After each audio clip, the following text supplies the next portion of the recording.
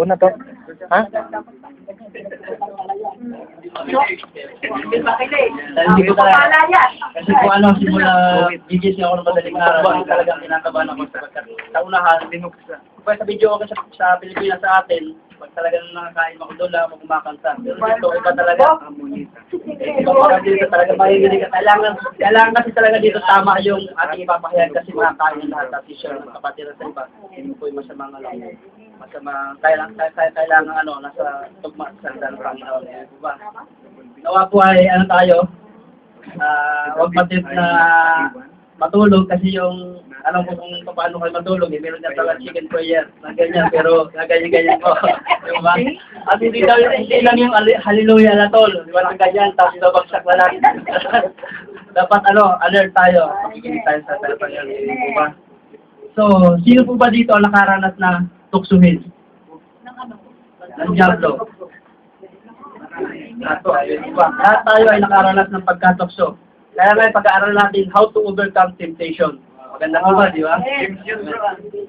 So, makikita natin na ang tukso, ang pagkatukso ng kunin yung production mo.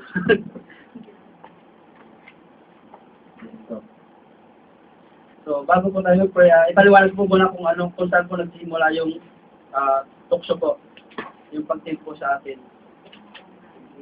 Ito pong temptation, ito po yung nagsisimula sa ating mind, di po ba? At sa ating pamagitan ng ating mind, nag-isip tayo, nagkakaroon tayo ng imagination, di po ba? So, palaki ng palaki sa ating pag-imagine, di po ba? At ito po, pagkatapos natin imagine, nag-create tayo ng emotion, masamang pakiramdam, masamang yung na pinapaliwanag na sa sarili kung ano tayo sa naisip natin. So, ang ating masamang emotion, ito po yung nagdudulot ng stronghold, yung maling pag-iisip, actual na natin ginagawa, at din po nagsisimula ang kasalanan kung sakaling pinasukan natin temptation. Di ba? Alam natin na ang temptation, ito po ay hindi nagdudulot ng kasalanan, di ba? Bago po tayo manalangin, bago tayo magpatuloy, tayo po manalangin. Tayo po tayo. O Diyos Ama, sa pangalan po ng Panginoong Jesus, na may gawa ng langit at lupa, Panginoon. Ikaw po ang pinaglilipuran sa umagang ito at nagpasawalang hanggang Panginoon. Panginoon, hindi namin Panginoon, banal na Espiritu, Panginoon, na kung saan, Panginoon, tutulong po saan, Panginoon. Nagpapaliwanag, Panginoon, ng iyong salita, Panginoon, upang di po kayo, Panginoon, masakop po ng kaalaman, Panginoon, patid po kayo, Panginoon, kundi, Panginoon, malabanan po namin ito sa magitan ng palakasan ng Panginoon. Panginoon, hindi po namin ng guidance ng Holy Spirit, Panginoon, kung saan, Panginoon. Ang inyong presensya po at mapapasaan, Panginoon. Handa niyo po ang aking sarili, handa po ang sarili po at spiritual earth, spiritual mind, spiritual heart ng aming kapatiran kung saan, Panginoon, na makakain po namin, Panginoon, ng inyong mga salita. Yes. So, na may pangunawa at kalakasan, Panginoon. Salamat, Panginoon. Handa na po kami. Sa dalangin namin sa pangalan ng Panginoon Jesus. Amen. Amen. Maupo na po tayo. So, ang temptation po, mga kapatid, ito po hindi nagdudulot ng sin. Hindi po ba? So, bago po ipaliwanag lahat, hinihiling ko po sa magkakatabi, hawakan niyo po yung kamay ng nyo, katabi. For 30 seconds. Yung bad seconds. O, hawakan po natin ang kamay ng ating katabi. 30 seconds. So, itanong niyo sa katabi niyo kung saan niya inihawak yan ng muling bago niyo hawakan.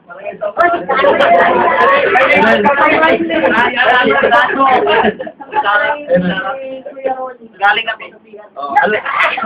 Alam po natin na sa bawat line ng ating daliri, meron po itong germs, di ba? Yes.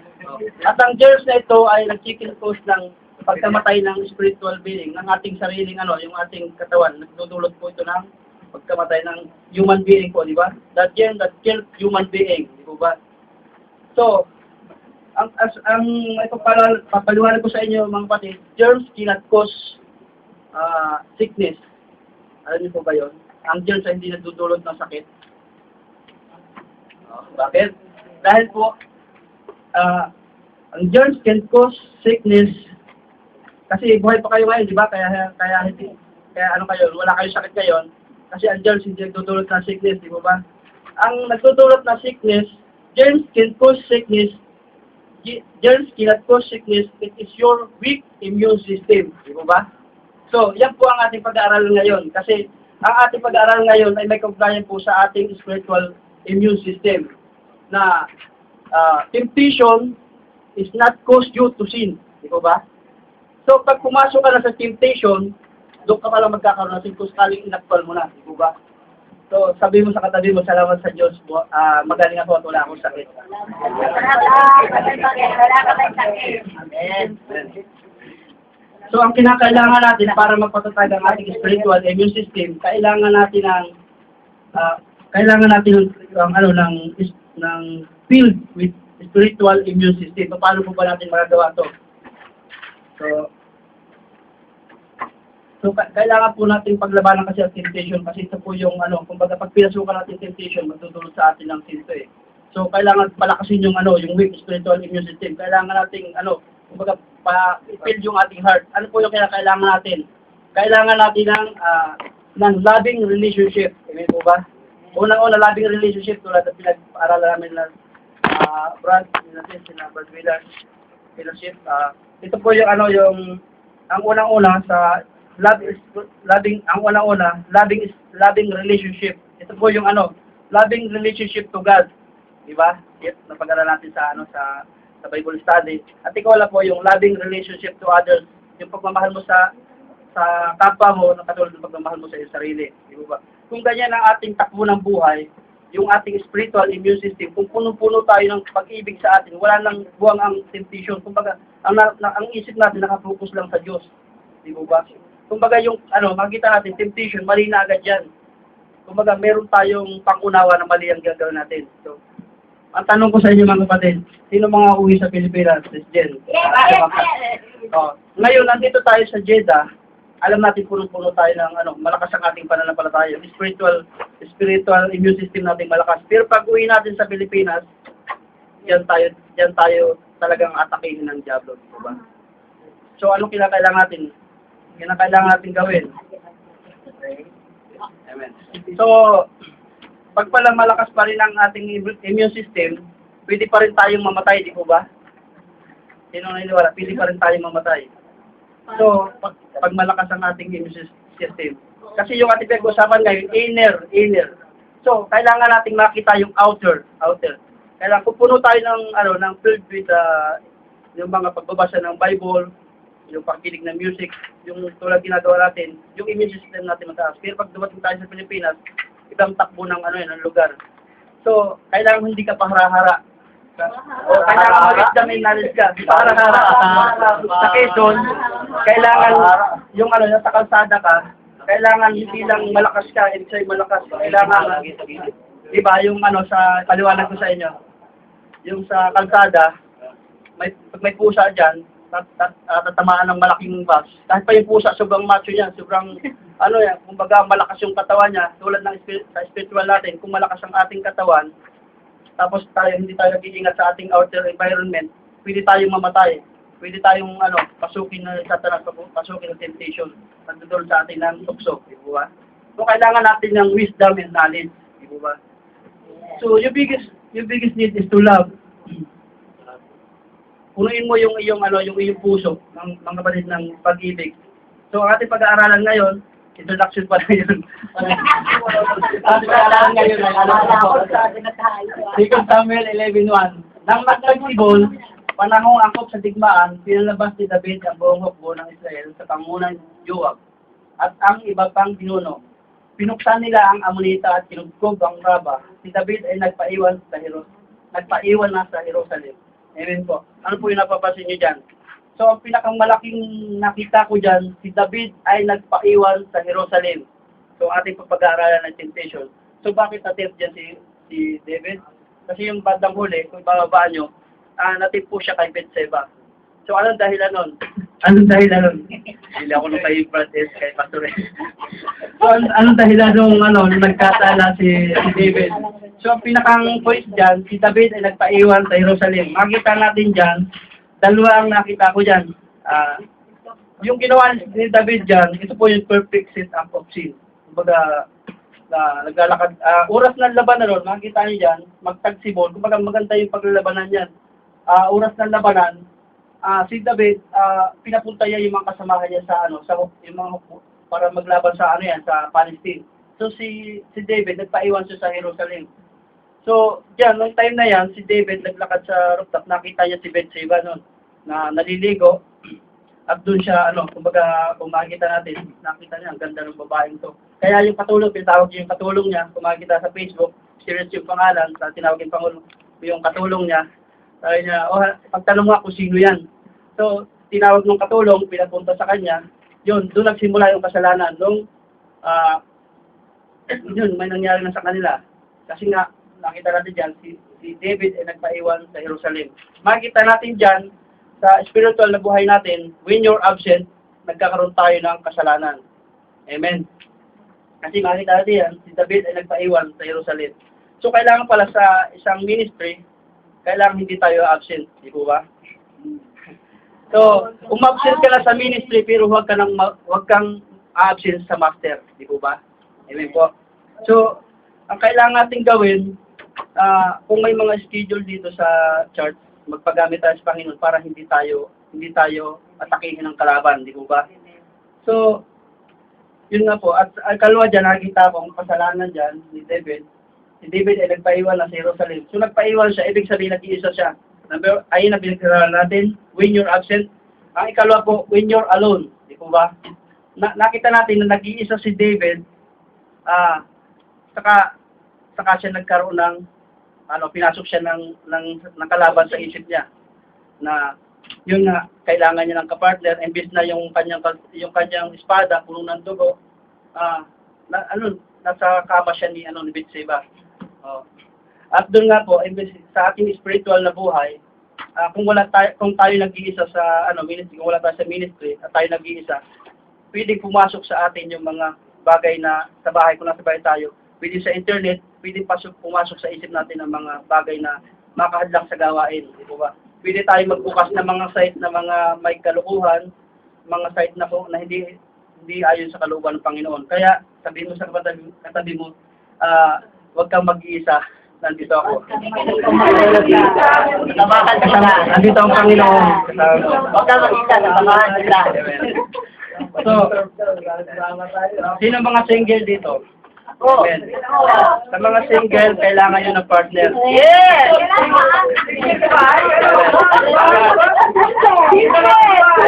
At sa mga marriage, kailangan nyo ng sibling, kailangan nyo ng anak. Hindi lang ito sa physical, kundi sa spiritual. Kailangan nyo ng kasama. Bakit po ba? Tulad na nangyari kay David, nagkaroon siya ng kasalanan. Magandang umaga mga kapatid. Welcome sa gawain ng Panginoon. Pinag-aralan namin, Brad, how to overcome temptation. Mga kapatid, yung pinag-usapan natin dito, when you're alone. So, yung mga single, sinasabi natin kanina, kailangan nyo ng kasama, kailangan nyo ng partner.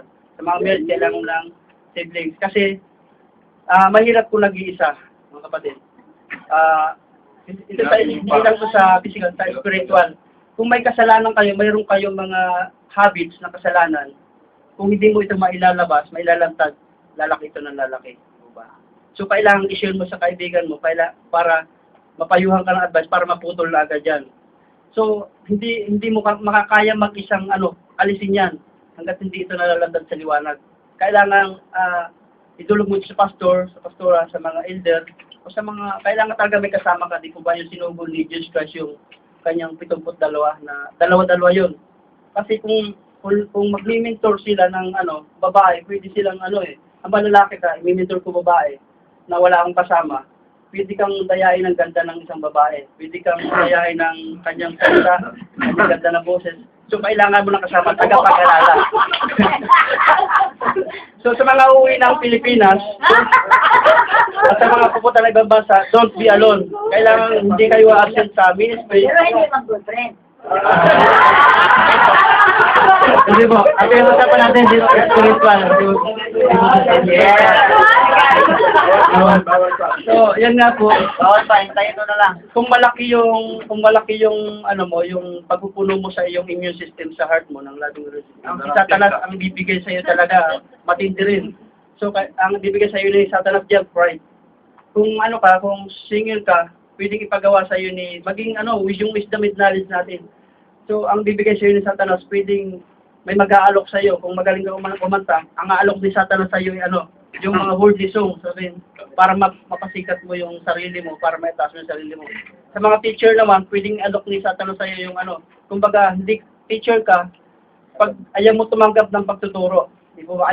Gusto mo lagi ikaw tama, di po ba? So, yun ang kinakailangan natin, ano po ba? 15 minutes na ba ako? Meron ba? 9 minutes pa. May 9 minutes pa? Hindi, naka 9 Oh, may minutes. 6 minutes pa. Okay lang bro, magandang text. So makikita natin dito na magtagsibol pa na angkop sa digmaan, pinalabas ni David ang buong hukbo ng Israel sa pangungunan ni Joab at ang iba pang pinuno. Pinuksan nila ang amonita at pinugkob ang haba. Si David ay nagpaiwan na sa Jerusalem. Sa mga kapatid natin, yung pong nakita natin dito, si David ay nagpaiwan sa Jerusalem na ito po yung tinatawag na perfect setup. Ang perfect setup po, si David mismo yung nagplano upang magkaroon siya ng kasalanan. Yung pong pagpaplano niya, yung na nakatanggap siya ng salita kay Bathsheba. 2 words lang yun eh. I'm delayed. Di ba? Nagulat doon si David. So, yung perfect setup, si David mismo ang nagplano para mapatay si Urias, yung asawa ni Bathsheba. So, kasi absent siya. Napag-aralan natin dito, na kailangan nating pala mag-ingat na kailangan hindi tayo absent, number 1. At number 2, kailangan hindi tayo nag-iisa. Eh po ba? So, ngayon naman ang gagawin natin, paano natin mapapaglabanan ang tukso. So, ibig sabihin, how to overcome temptation, makukuha din natin siya by faith. Di po ba? At saka, sa being rooted in the scripture word of God. Yung napag-aralan natin, tulad natin ngayon, nagpabautismo at ngayon, unti-unting tuloy-tuloy tayo nag-aaral sa salita ng Panginoon. Tulad ni Jesus Christ, pagkatapos niyang bautismoan, at tinukso talaga siya ng Diablo. So, kinakailangan pala, be rooted in the scripture of word of God. Kailangan, mayroon tayo nakatanim sa ating puso natin. Kailangan na nakikita natin yung pinasabi ng kalaban na ultimo, gumagamit siya ng salita ni God. Kailangan, alam din natin yung salita ni God para ipantapat doon sa Kasi ang salita ng Panginoon magpapalaya sa atin. Kasi ang salita ng Panginoon ay katotohanan. Amen. Di po ba? So, yun nga po, number 3, quoted the word accurately. It is written, yung sabi ni Jesus Christ. At ang pinakamahalaga sa lahat, call out to God. Marami sa atin po mga kapatid ang nadokso na at paulit-ulit na tinutokso. Kinakailangan nating patawag tayo sa Panginoon sapagkat the battle is yours and the victory is ours. Ano sabihin lang natin sa Panginoon, greater is He, that He is in me, that He is in the world. No weapon forms against us shall prosper. God always calling me to the triumph. Hindi po ba? So kailangan natin ang ating buong lakas, buong pagkatao, hindi lang nakabase sa ating sarili. Kailangan kumapit tayo sa Panginoon. Hindi ba? Amen.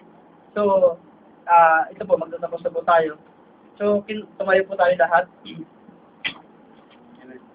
So, nakikita natin na ang ating sarili, ito po kinakasangkapan po ng Diyos. Kailangan hindi po tayo magpatalo. Bibigyan po tayo ng isang kwento, mga kapatid. Na kung saan kailangan nating huwag tayo matin para hindi maputol ang ating sinimulan ng Panginoon. Ikwento ko po sa inyo ang isang lalaki po, Panginoon, kumakatawan po sa ating bawat sarili. May isa po mga kapatid na isang lalaki na nagtatrabaho ng matagal sa isang kumpanya. Ang kanya pong trabaho ay isang carpenter. So, 20 years na siyang nagtatrabaho at lahat ng kanyang ginagawa na bahay, ito po yung maganda at talagang kaya-aya sa mata ng marami. So, sa paglipas ng maraming taon, 25 years na siya nagtatrabaho, napapagod na siya. So, sinabi niya sa kanyang amo na, "Boss, magre-resign na ako sa aking pagtatrabaho bilang carpenter. Napapagod na ako. Gusto ko na magpahinga." Sabi ng boss niya, "Bakit? Kailangan mong tapusin hanggang sa ang iyong sinimulan sapagkat ikaw ang inaasahan ng marami." So sabi ng lalaki, "Okay boss." Pero ang lalaking ito, pumayag siya sa boss niya na may masama sa kanyang loob. Muli niya sinabi sa boss, "Boss, kailangan mo talagang mag-resign sapagkat napapagod na ako." Ang sabi ng boss, "O sige, isang bahay na lang ang gagawin mo para tapos magpapahinga ka na." Gumawa ang lalaking ito ng bahay. Paggawa niya, hindi niya nakuhang nakuhang gawin ito ng maayos. May sama sa loob niya. Ginawa niya ito lang hindi karapat-dapat at hindi maganda sa paningin ng marami. Nang matapos na niya ang bahay na to, sinabi niya sa kanyang boss, boss, natapos ko ng bahay. At sinabi ng boss niya, tinawag niyang boss niya ang kanyang katulong. Ibigay sa taong ito ang susi ng bahay sapagkat sa kanya ang bahay na to. Ang lalaking ito ay nagsisisi sapagkat hindi niya maisip na kanya pala ang bahay na to. Mga kapatid, ang lalaking ito kumakatawan sa atin at ang bahay na pinapagawa ng among ito, ito ay pinapagawa ng ating Lord, na kung saan ang bahay ito, kailangan natin tapusin ang bahay nito ang ating gawain sa iglesia, sa ating iglesia ng Panginoon. Na kung saan kailangan natin harapin ito ng may buong lakas at buong kalakasan. Hindi tayo manghihina, hindi tayo magkakaroon ng temptation, hindi tayo patadaig sa kalaban, upang magkaroon tayo ng bahay sa langit, upang madala natin dito ang mga followers ng ating Panginoong Jesus. Hingin natin sa Diyos ang lakas, upang ang bahay na to, ang bahay na sinimulan, ang ating ginagawa sa iglesia, magkaroon ng kaganapan sa sarili upang madala natin ating buong pamilya sa Pilipinas, sa langit. Ang ating mga mahal sa buhay sa Pilipinas, maging ilaw at asin tayo, makita nila na nagkakaroon tayo ng lakas dahil sa Panginoon na ang bahay, ang iglesia, ang ating mga gawain na bibigay ng Panginoon, ito ating nagagampanan ng ayos. Mga kapatid, huwag tayong manghina, huwag tayong bumitaw, huwag tayong sumuko sa pinapagawa ng Panginoon. Sapagkat ang ating ginagawa dito ay tataguhin natin sa langit kung saan ang pinangako ng Panginoon. Ang Diyos ay tapat at nandyan lamang siya. Samahan niyo ako madalangin. O Father God in heaven, in the name of Jesus, salamat po Panginoon na pagtagumpayan po namin Panginoon ng bawat temptation po ng kaaway Panginoon. Patuloy niyo po kami samahan Panginoon, patuloy niyo kami bigyan ng lakas Panginoon. Na kung saan kami tatayo Panginoon at titindig Panginoon, hindi matitinag Panginoon. Na kung saan Panginoon salita Panginoon na magbibigay sa amin ng lakas upang malakaran namin ang salita. Tungo Panginoon sa inyong pinangako sa amin Panginoon. Kung magdadala po sa amin Panginoon sa ginahawaan Panginoon, kung saan wala na pong pagluha Panginoon, wala na sakit Panginoon. Patuloy po kami pinatag Panginoon. Ganun po ang mga sabahay ng Panginoon. Patuloy niyo po palakasin Panginoon. Ang isipan Panginoon, spiritual being Panginoon. Ang spiritual immune system po namin Panginoon. Patuloy po Panginoon ibigay sa amin ang kalakasan. Panginoon, maraming salamat po. In Jesus' name, this is our prayer. Amen. Amen.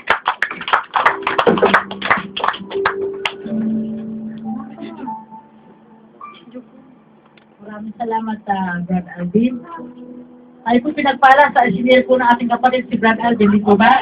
So, kailangan po natin, bigyan po natin na ito magawang palakpakan natin sa ngayon, so umaga dito. Sabi po natin, ang kapatid natin, at sabihin po natin na God's love you, brother or sister. Kailangan po natin ang battery niya dahil sa umaga ito.